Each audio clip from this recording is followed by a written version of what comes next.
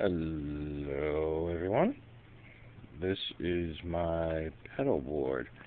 These are a lot of the effects that I use when I'm playing guitar with the Creeps Next Door. As you can see, we have a noise suppressor, a lot of distortion. I send that to the tremolo up here. Initially, the original output goes to the tremolo on this, and the reason why is because the tremolo is a on-off switch, and my noise suppressor is not only a noise gate, but it's activated on the amount of sound and volume that the instrument's making. So if you put a tremolo or delay, anything that actually cuts a signal is actually going to activate your noise suppressor. So I send that directly to the as a direct output into the guitar amp, and then I loop all the other effects through. As you see, I then send that to the tuner. I use a Boss TU2, not the most expensive or pricey tuner, but probably the most reliable. I like the XP100 Whammy Wah. I'm actually a bigger fan of this pedal than the original red Whammy pedal, which I did used to own and got rid of for this pedal.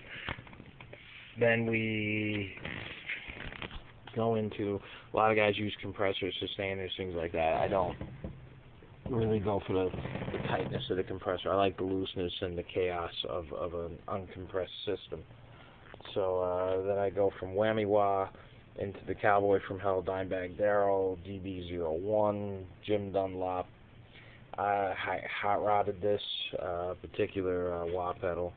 It's got a variable Q switch on it, which I can vary the amount of wah low end versus high end. I can crank the volume on it. I have a extra boost switch on it, and I swapped out the stock inductor for a red Fossil inductor. They're a little hotter sounding than the yellow Fossil inductor. Not a big fan. Then we're coming up on the old style Ibanez TS9 Tube Screamer. This is a legendary pedal, and I use that to boost my distortion. You never send if you have a high gain amp, you can send an overdrive pedal into a high gain amp, but you would never send the distortion directly into the dirty channel of a high gain amplifier. You can send a distortion channel into the clean end of a high powered amplifier, and that's what I do.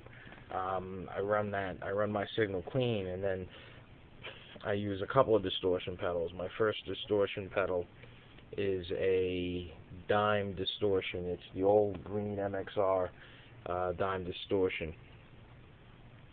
Yeah, I think it has a much tighter and aggressive sound than the Camouflage Anniversary 101 with the dime's picture on it. This is actually more of a collector's item than the original, than the current one that's out there now. This is a great pedal. It's got a nice scoop switch on it. If you wanted to scoop out the mids, that's right over here. Yeah, scoop out your mids, give you that real thick, crunchy sound. I then send the signal all the way up the board to the metal zone distortion. This is the MT2. To me, this is like one of the greatest distortion pedals ever made.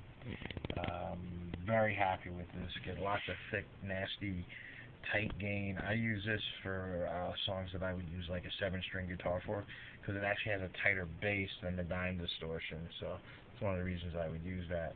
I then, as my boost, I use an equalizer pedal as a boost, and I would send that, like my distortion, stuff like that would go through here. And I have it set so I'm boosting a little bit of the mids. I use this mostly for like lead tones. I then have a chorus.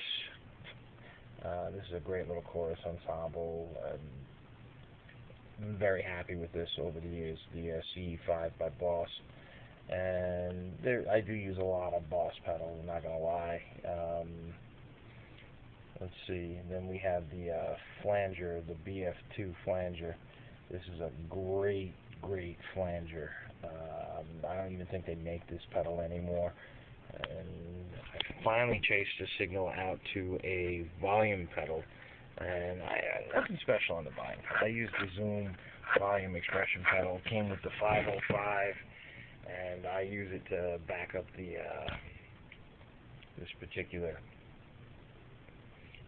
as a volume pedal. But yeah, I pretty much back up my signal with this, and I can back off, add more gain, more volume, things like that. And we'll go over some of the pedals I don't use on a regular basis and where I would put them. We'll talk about those later. Alright, bye.